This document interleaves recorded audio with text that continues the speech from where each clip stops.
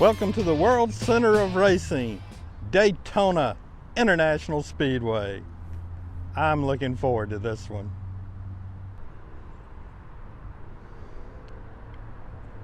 I really found it surprising that this speedway, I guess rather than saying it's located in the middle of Daytona, it's probably more correct to say that Daytona grew up to it. I mean, it is right here with a Cracker Barrel and a Rooms to Go next door to it. Just really didn't expect it to see that. But we're getting ready to go in and see what we got. The inside of the ticket office is a lot more modern than I had really expected. You get your picture taken for free when you buy a ticket for $25 a piece for the tour.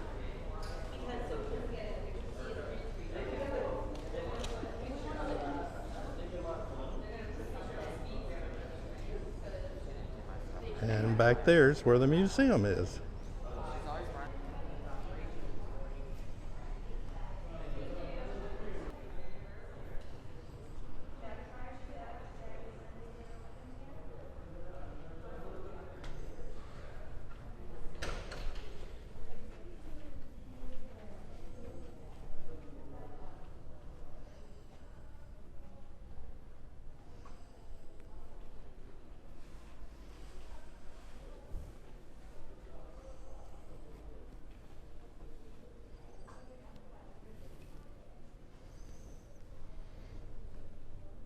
And all of a sudden, $25 a head doesn't seem very high.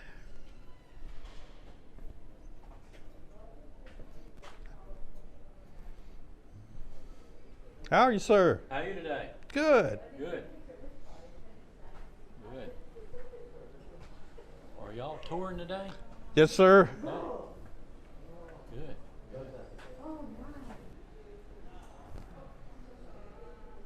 Pretty darn neat.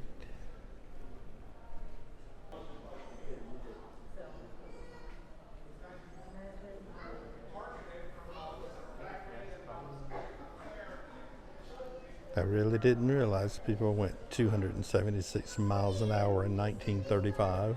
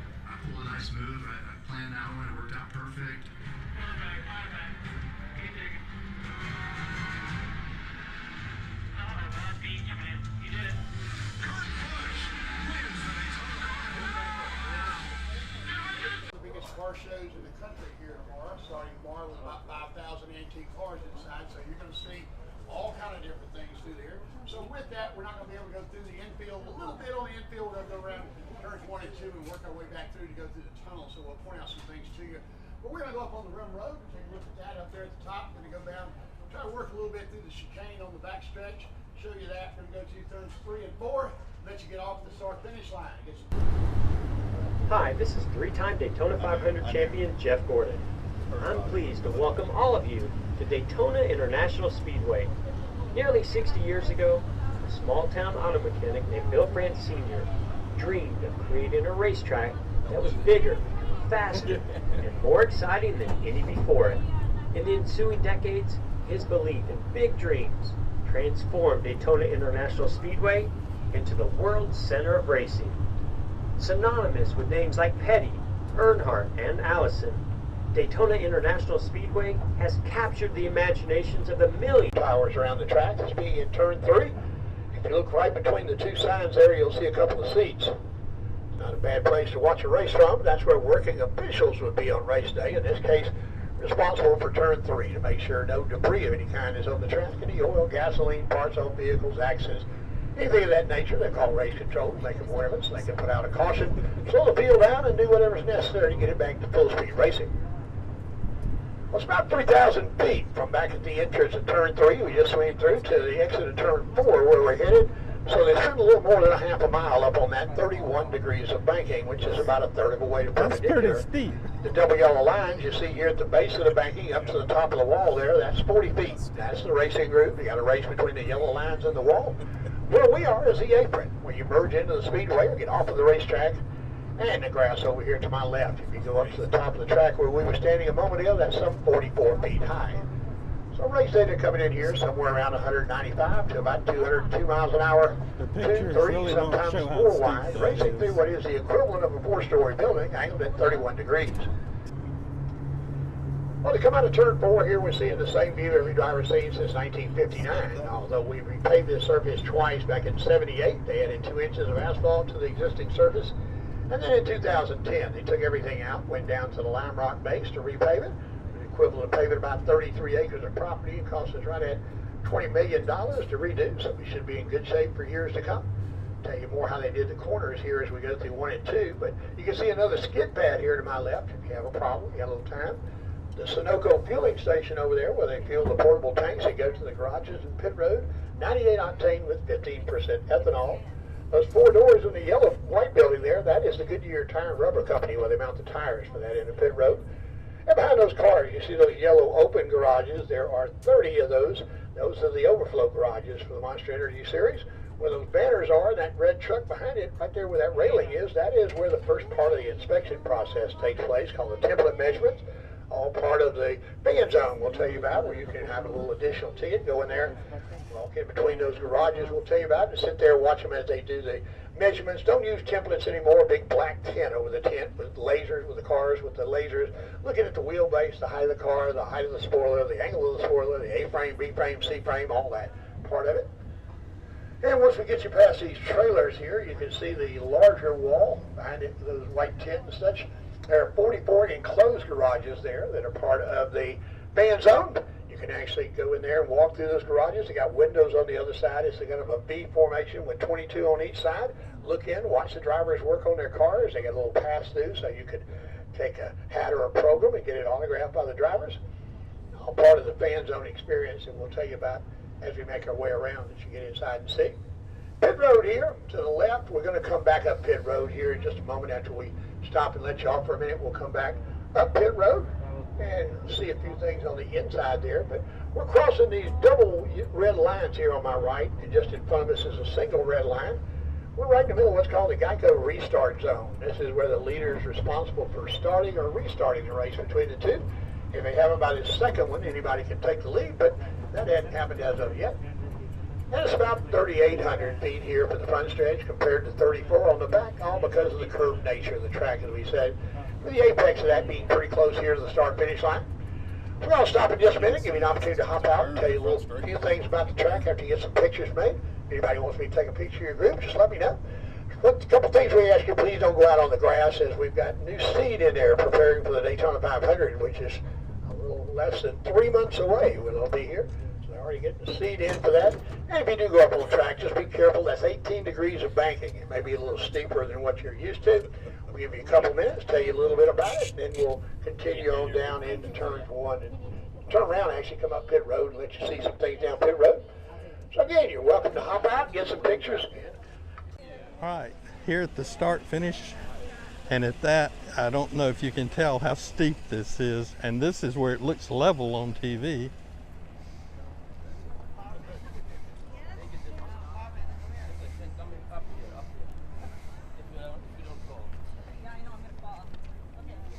And it's really surprisingly steep. You wouldn't think it like that. Basically, to be level, geez, I don't know. But this looks really steep. It's hard to imagine in the turns.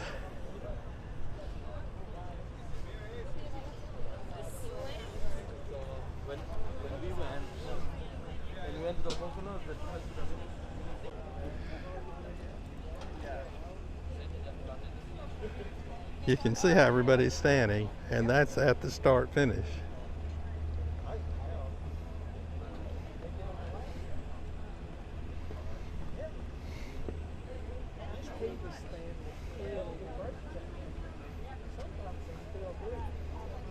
That was really surprising. He didn't look at stepping off the cart.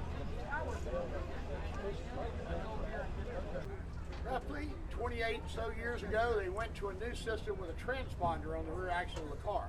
Sends out a signal for that car. Every time it goes past this, hits that wire, goes up to race control. They know who's first, second, third, fourth, fifth, and each one of these as they come out. So if they put out a caution flag, they'll go to the last one of these completed, know how the field was running, send it down to pit road. You'd be able to see where you are on the track, and you'd be able to know where you restart the race. Of course, they also have real-time scoring in each loop, so you know how fast you are compared to the other 39 cars in the track. So you'll be able to say, all right, I'm slower on the front stretch, good in the corners, so you can adjust your car accordingly to get it as fast as possible. This one is probably the most important of those because this is the rear axle is going to be right here when the nose is at the start-finish line. So really the winner is the first one to get his rear axle here, so I'm hoping sometime in my existence they have a crash on the last lap and the winning car is coming across backwards. And then they'll say, how did that happen? I'll say, I know. And y'all can all say that too. I know. Anyway, the other one that you see is for motorcycles. That's on the front fork of their motorcycle. It goes down to 1/1000th of a second. Never had a 1/1000, had a 2/1000 26, 25 years ago with Kurt Busch and Ricky Craven.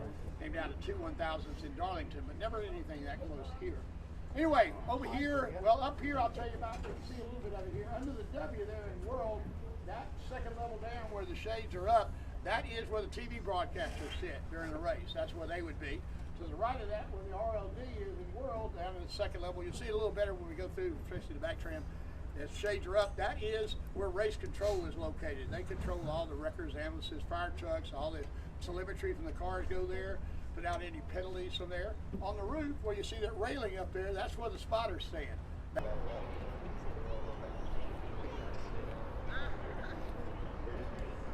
Glad to hear we got an escalator to find.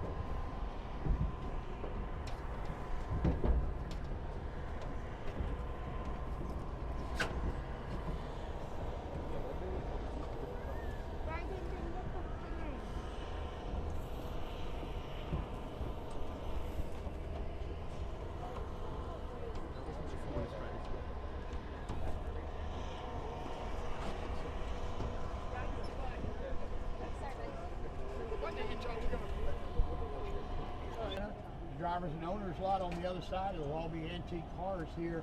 That's where they have the drivers and owners motorhomes here during the race. They'll have during race days about 10 days in February. They'll be there with water, cable, electricity. They got a playground over here just to the left that you can see behind the Uno sign there. That a lot of those drivers have small children, so they got a playground. All right, well that's it for it. Just finished the tour. Tour ended up running an hour and 15 minutes. 15 minutes that you needed to be there earlier than when it started. We did spend some time in the museum. Probably about 45 minutes is sufficient for that. So all things given, allow yourself, I don't know, a couple hours, 2.5 hours, and then you'll be in good shape. That's it for this. Thanks for watching.